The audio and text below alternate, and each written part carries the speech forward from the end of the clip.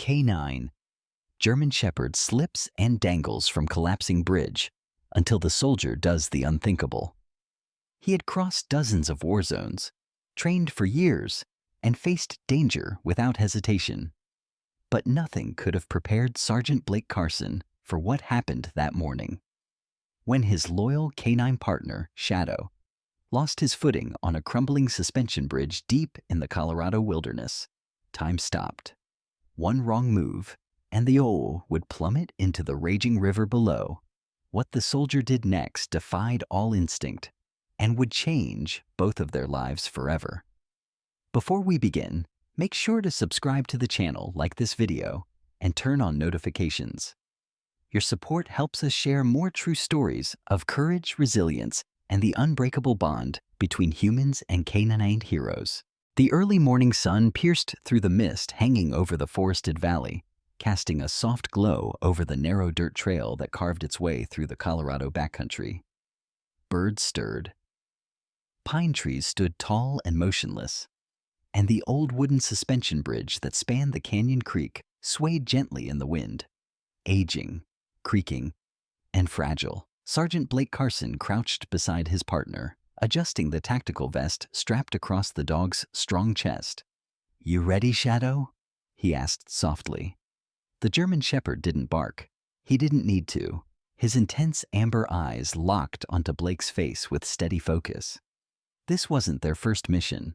They had trained together for 4 years, deployed together overseas, and now worked search and rescue stateside.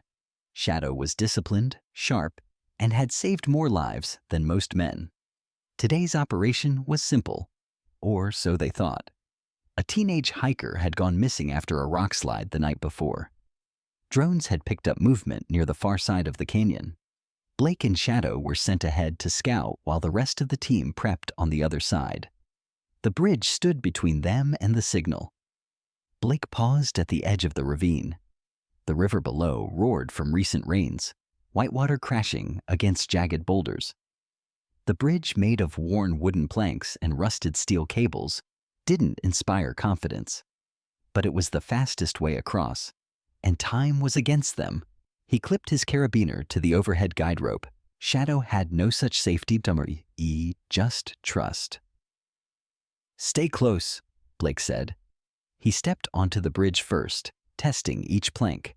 It creaked but held. Behind him, Shadow followed with precision, each paw falling exactly where Blake's boots had landed seconds before. The wind picked up, swaying the bridge ever so slightly. Halfway across, the world shifted. A sharp crack exploded beneath Blake's feet. One of the main support bolts snapped loose, ripping through the wood. The bridge jerked violently to one side. Blake fell to his knees, gripping the rope. Shadow barked, startled, and scrambled to steady himself. But one back paw missed its mark. Then another. His claws scraped for traction. The world tilted again, and Shadow slipped. Time slowed. Blake watched in horror as his partner's back legs slid off the bridge entirely. For a split second, the dog was airborne, suspended above the canyon, front paws clinging to the last plank. His tactical vest caught on a twisted cable, stopping his fall. He dangled helplessly. Blake's instincts roared. "Hold on, boy! Hold on!" Shadow whimpered, not in fear, but effort. His muscles strained. His paws scrambled against the edge of the plank. The cable groaned beneath his weight. Below him, the river frothed with fury. Blake tried to move, but the shift had torn through the bridge structure. Any wrong motion could snap another beam. His carabiner was now useless, jammed into the twisted guide rope. He had to make a choice. Fast. "Stay with me," he called out again. Shadow didn't cry, didn't panic. He just looked up at Blake. Eyes yin-to-yi, waiting, trusting. The soldier pulled his knife from his vest and sliced the strap of his safety line. No hesitation, no calculation. He moved forward on his stomach, crawling over the sagging, groaning planks. Inches away now. He reached out, grabbing the vest strap on Shadow's back. "I've got you," he whispered. But then, another sharp crack. A metal cable snapped overhead. A plank dislodged near Blake's knee.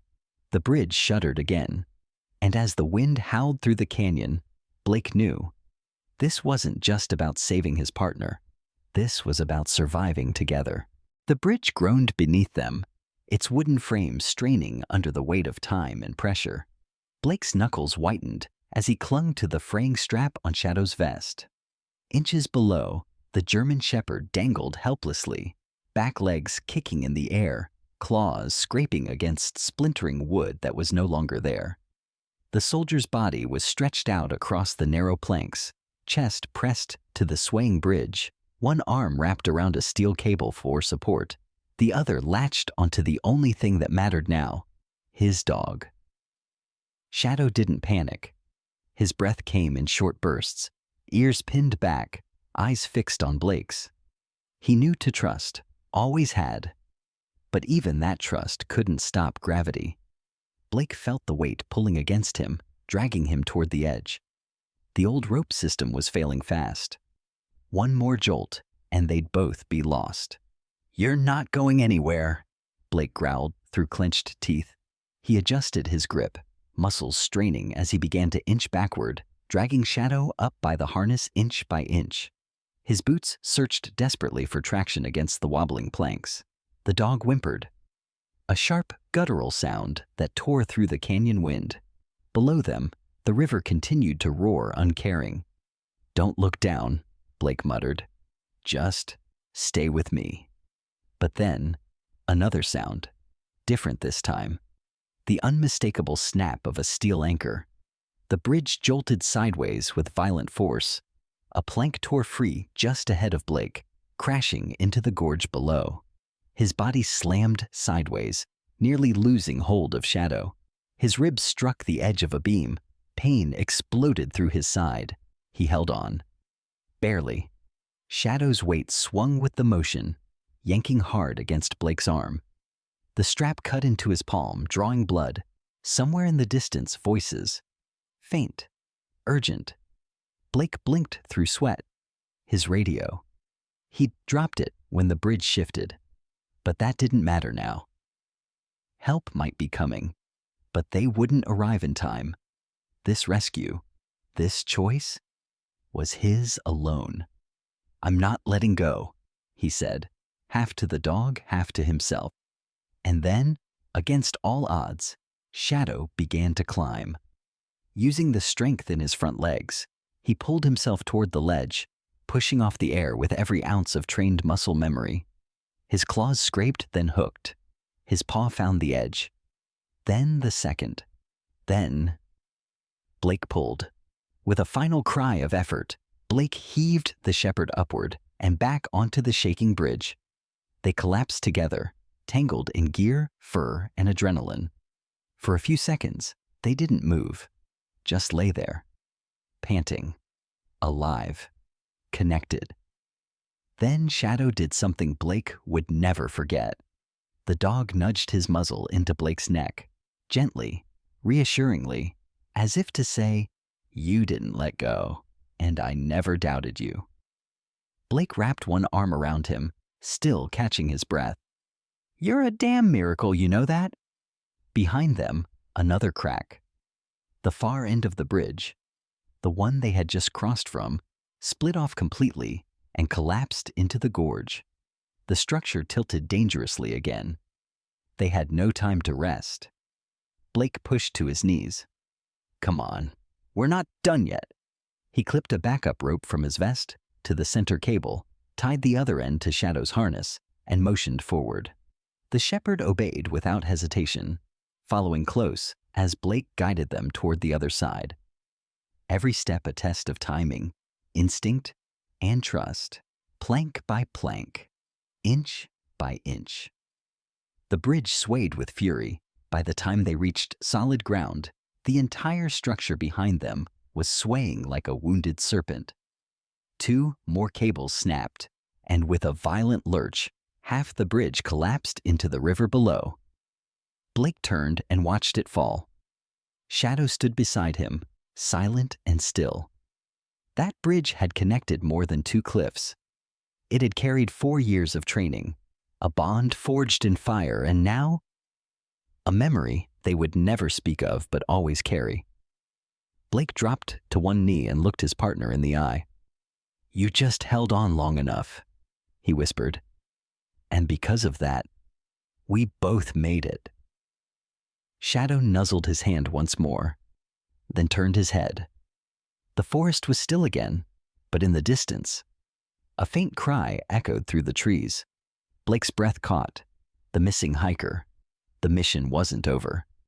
Shadow growled softly, tail low, ears forward, and just like that, they were moving again. The moment the bridge vanished behind them, swallowed by the river's rage, Blake and Shadow didn't pause. The cry they had heard through the trees had been faint, fragile, but unmistakably human. And for the two of them, that was all it took. They sprinted down the slope, their boots and paws carving into the mud, weaving through branches and fallen logs.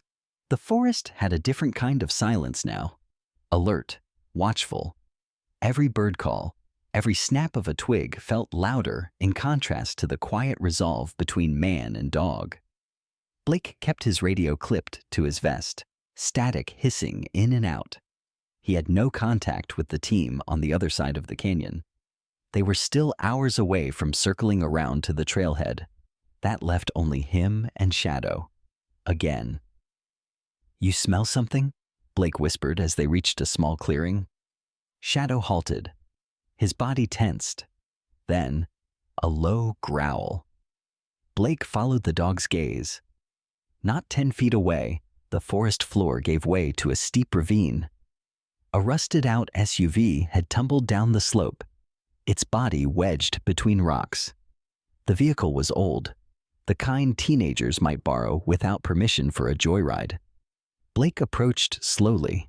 Shadow stayed back, ears perked, nose twitching. The car's windows were cracked, and the rear wheel was bent at a sick angle. But more than that, there were fresh prints in the dirt beside the passenger side.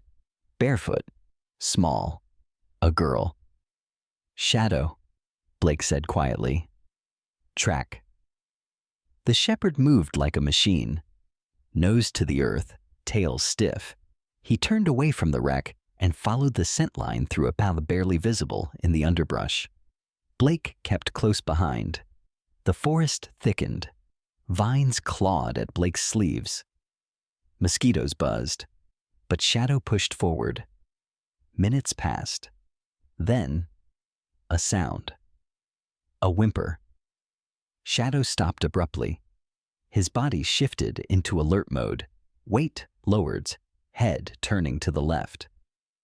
Blake followed his gaze and spotted her. Half buried beneath a mess of fallen branches, curled up against a boulder, was a girl no older than 16. Her clothes were torn. Her legs scraped raw. She was barefoot and shivering, hugging her arms close to her chest. Blake moved in slowly. Hey there," he said gently. "My name's Blake. You're safe now." Her eyes flicked toward him, wide with fear. She tried to move, but winced in pain. Her ankle was swollen, badly twisted. Shadow stayed back, watching carefully. "I heard you calling," Blake said, lowering himself. "You did good. We came for you." She blinked through tears. I didn't know anyone was coming." Blake pulled out a water bottle from his vest and offered it. She drank shakily. "You're gonna be all right," he said. "We'll get you out of here." Then, another voice. From his radio. "Echo 1, do you copy? We've reached base camp on the East Ridge. Respond." Blake pressed his earpiece. "Echo 1 here. I have a visual on the subject. Female, mid-teens, injured but alive. Location marked. Sending coordinates now." Static. Then confirmation. Help was coming.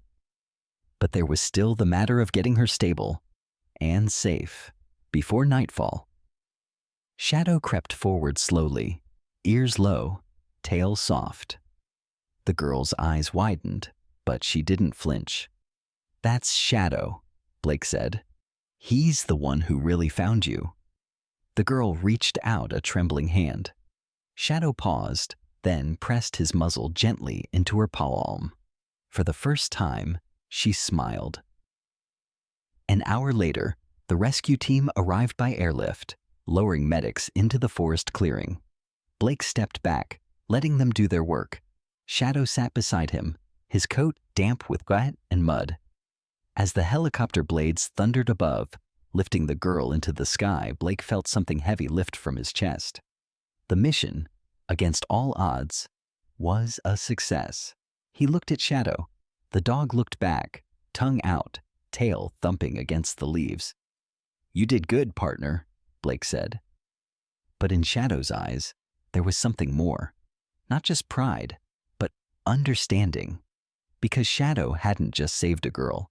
He'd reminded Blake why he still wore the uniform, why it was never just a mission, why they always kept going together. The forest had gone quiet again. The rescue chopper's thundering blades had vanished into the distance, and with them, the teenage girl who now owed her life to a K9 German Shepherd who refused to give up. Blake remained crouched on one knee.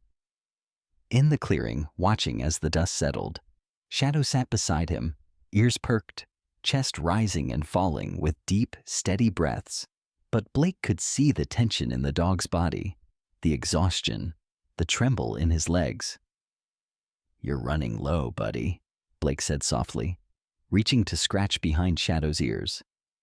"We both are."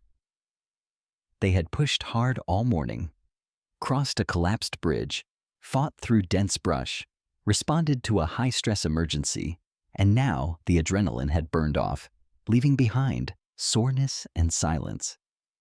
Blake stood slowly, his lower back tightening as he straightened. He was in great shape, but at 37, days like this were beginning to leave a mark. Shadow limped slightly as he rose to follow. His front left paw, once so swift and sure, now dragged just a little. Blake noticed immediately. He knelt down and lifted the paw. "Let me see." A gash, thin but deep. Probably from broken glass near the wrecked SUV.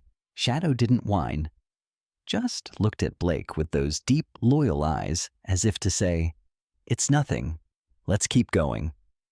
But Blake shook his head. "We're done for today." He lifted his radio. "Base, this is Echo 1. We're returning to command post on foot. K9 has a minor injury, but we are mobile." "Copy that, Echo 1. Extraction not available until tomorrow morning. Weather's moving in fast." Blake looked up.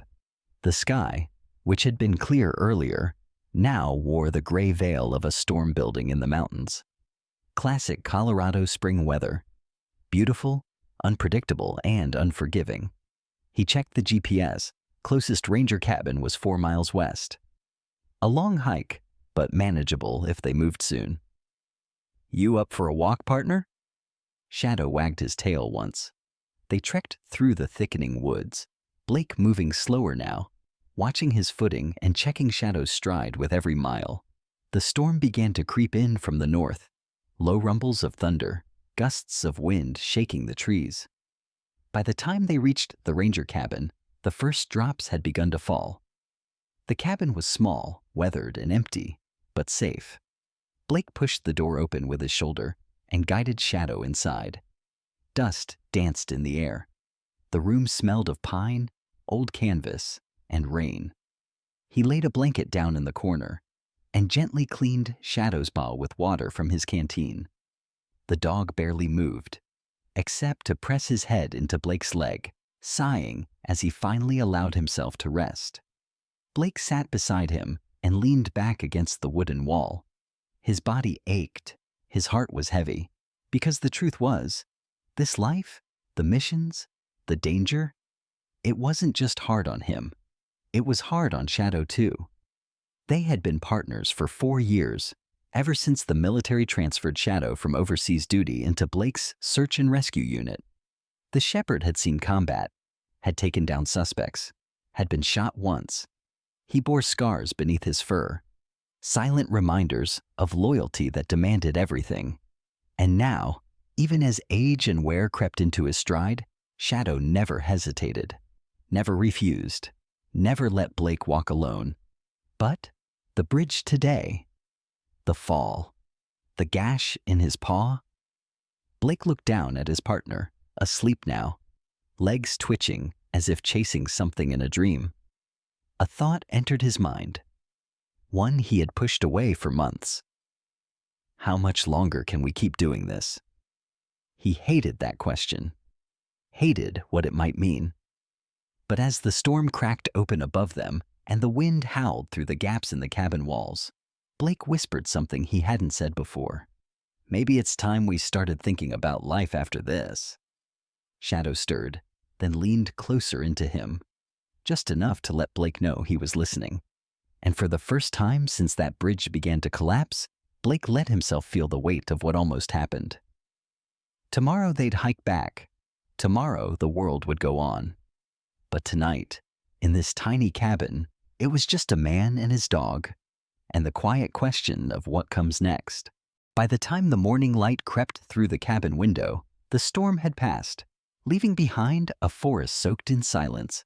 Drops of water clung to pine needles like glass. The air was heavy with the smell of wet earth and moss.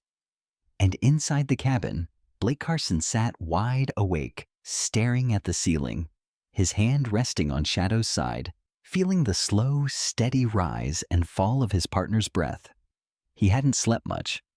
Shadow had stirred several times in the night, once whimpering in his sleep, once waking abruptly to a thunderclap. Blake had soothed him each time, whispering calmly, rubbing his back. It wasn't the first time the shepherd had shown signs of trauma. But after yesterday, it felt different, more personal. Blake sat up slowly, careful not to wake the dog, and retrieved the field med kit. The gash on Shadow's paw had crusted over, but it still looked raw. Infection was a risk, and though the cabin offered basic supplies, it was no substitute for proper care. He gently touched the paw. Shadow opened one eye, alert but calm. "Sorry, buddy," Blake murmured. "Just want to keep you walking a little longer." After cleaning the wound again and applying a fresh wrap, Blake moved to the corner of the cabin, where his backpack leaned against the wall. He reached inside, pulled out a battered folder, and hesitated before opening it. Inside were papers he had avoided for weeks. Shadow's retirement forms, standard protocol. After a canine turned 9 years old, handlers were encouraged to begin planning the transition, either into a calmer public service role or full retirement. Shadow was almost 10. Most dogs didn't make it this far in active duty. And yesterday, dangling from that bridge, Blake had been forced to see what he'd been trying not to. Shadow was still brave, still sharp, but not invincible, and Blake wasn't ready to let go. He stared at the forms for a long time, then folded them back up. Not yet, not like this. He clipped his radio to his vest. Echo 1 to base. We're leaving the cabin. Estimated arrival at Trailhead in 2 hours. K9 is stable. Over. Copy, Echo 1.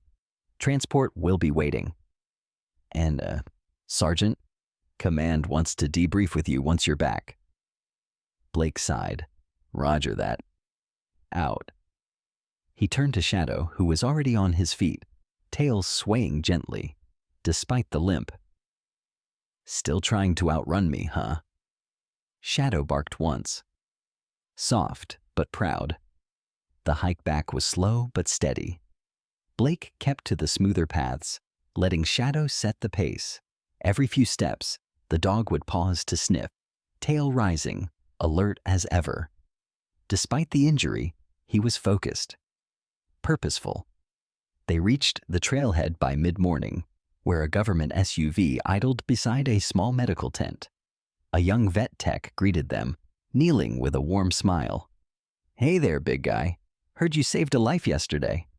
Shadow stepped forward cautiously, sniffing the tech's hand, then allowed her to check his bandage. "He's strong. she said to Blake. But he's tired. Really tired. I know, Blake replied, his voice low. They loaded into the SUV. Shadow rested his head on Blake's knee during the drive, eyes half closed. Back at the command post, Blake sat through the debrief. He detailed the mission, the girl's rescue, the bridge collapse, the night in the cabin. All the while, he kept glancing through the glass wall at the K9 unit enclosure, where Shadow lay in the shade, eyes still watchful despite the calm. When the officer in charge finally looked up from his notes, he cleared his throat. There's talk of a medal for Shadow. And you, Sergeant. Blake didn't answer right away. He doesn't care about medals. I know, but he deserves one. He deserves peace, Blake said quietly. The officer studied him. You've got the retirement forms, don't you? Blake nodded. They've been in my pack for weeks. Why haven't you filed them? Because he still wants to work. Because I still need him. The officer leaned back. And when he can't? Blake looked through the window one more time. I'll still need him. Just differently. There was silence. Then, when you're ready, we'll support the transition. Just say the word. That night, Blake sat beside Shadow in the barracks yard under the stars. You still want this life? He asked softly. Shadow rested his head on Blake's boot. You've earned your rest, boy. You don't have to prove anything anymore. The shepherd stirred slightly, tail brushing against the dirt. Blake reached down, fingers curling into the dog's thick fur. We're not done yet, he whispered. But we are going to figure out what's next, together. And somewhere deep inside, for the first time, Blake began to imagine a life where Shadow wasn't just his partner on duty, but his family. 3 weeks passed. Shadow's paw healed steadily, though the limp never quite disappeared. Blake monitored it closely, refusing to push the dog beyond gentle training exercises and short walks around the compound. At night, the shepherd slept on a thick orthopedic bed in Blake's quarters. Something new, something permanent. And though Shadow was technically still listed as active, Blake knew the shift had already begun. The days felt different now. No alarms, no urgent deployments. Just quiet routines, therapy sessions, and talks with command about the transition. Everyone agreed. Shadow had done more than enough. Now the question wasn't when he'd retire. It was how. Then came the call. A mountain town in Montana had been struck by a devastating mudslide. Roads were blocked, families trapped. Local responders were overwhelmed, and the National Guard had been deployed. Blake received the briefing in silence. They needed specialists. They needed someone who could move quickly through unstable terrain, and someone with a dog trained for scent detection in rubble. Shadow's name came up. Not because he was the best working canine on record, but because his bond with Blake was unmatched. They worked like one organism, one thought, one will. Blake sat across from the operations chief, silent. He's earned retirement, the chief said. We know that. But if he's got one more in him? Blake looked at the screen. Aerial footage of collapsed cabins, shattered trees, and muddy debris where homes used to be. He imagined families huddled beneath wet beams, children calling out, survivors barely holding on. He looked down at Shadow, sitting patiently by his side, those amber eyes sharp and ready. It wasn't about glory. It was about answering. They landed in Montana that night. The air was cold and thick with the scent of pine and wet soil. Emergency crews had carved a temporary path to one of the worst-hit neighborhoods. Volunteers were digging with shovels, some with bare hands. Drones buzzed overhead, scanning for heat signatures. Blake and Shadow were on the ground in minutes. The mudslide had buried part of a residential street. Reports said a mother and her 2 sons were inside one of the collapsed homes. No contact, no movement. Hope was thinning. Blake crouched beside Shadow and clipped on his gear, harness, beacon, nose guard. "You good?" he whispered. Shadow gave a small bark. Sharp, short, eager. They moved into the wreckage, stepping carefully across broken floorboards and waterlogged insulation. Blake watched his partner closely. The shepherd sniffed the air, paused, circled, then lowered his head and moved fast. He'd caught something. "Target," Blake called into the comm.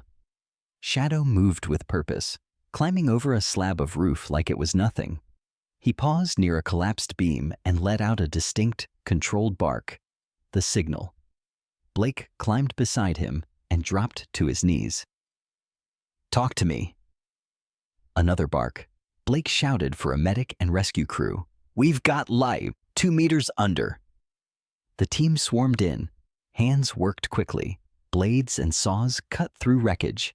Then, a cry. Faint, human, alive. The first boy was pulled from the rubble 20 minutes later, covered in mud, coughing but breathing. Then the second. Then the mother, unconscious, but with a pulse. The cheers that broke out around the site weren't loud, but they were fierce. Volunteers cried. Blake stepped back, letting it all soak in. Shadow stood beside him, muddy, panting, and still on alert. "You did it again," Blake whispered. "One more time." They flew home the next evening. No cameras, no medals, just quiet satisfaction and the hum of the plane engine as Shadow dozed with his head in Blake's lap. When they landed, a new folder waited on Blake's desk. Inside, confirmation of Shadow's official retirement status. Signed, approved, immediate. Blake ran his fingers over the document, then looked at the shepherd sleeping at his feet. There was no regret, just pride. And something else? Freedom.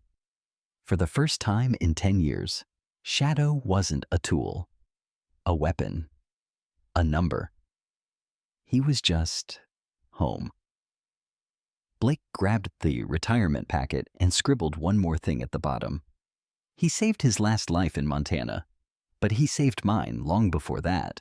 The retirement ceremony was simple. No speeches, no fanfare.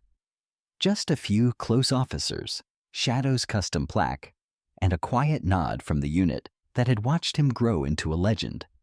Blake signed the last form and walked out with Shadow at his side. No leash, no command, just freedom. He bought a small house near the edge of town, backed by forest and silence. Shadow had his own bed, his own space, and a worn-out tennis ball he refused to let go of. They hiked when they felt like it. They slept in when they needed to. There were no alarms, no sirens, just the soft rhythm of healing. Sometimes Blake would wake up from dreams of falling bridges and broken radios. Shadow would be there, eyes open, already watching him, a quiet guardian. One afternoon, as they walked along the trail behind the house, Blake stopped to catch his breath. Shadow looked up at him, tail wagging. That look in his eyes, the one that had never changed, the one that said, "I'm still with you." Blake knelt beside him. "I know, boy. I know." In the months that followed, Shadow grew slower, his pace more thoughtful, his naps longer. But he still barked at delivery drivers, still waited by the door when Blake came home, still leaned into him during quiet nights when the weight of the past threatened to return. And Blake, in turn, began writing. About rescues, about fear, about partnership, about what it means to be saved by something you thought you were saving. Shadow lay beside his desk during every word. Then, one cold evening, Shadow didn't get up. Blake found him curled in his bed, eyes closed, peaceful. Gone. No noise, no struggle, just the end of a mission. The burial was in the woods, under their favorite tree. Blake placed Shadow's old harness beside the grave, along with a folded letter that simply read, "You saved more than lives. You saved me." If this story touched your heart, Subscribe to the channel and leave a like. Share it with someone who understands that courage comes with 4 legs and loyalty can outlive a lifetime.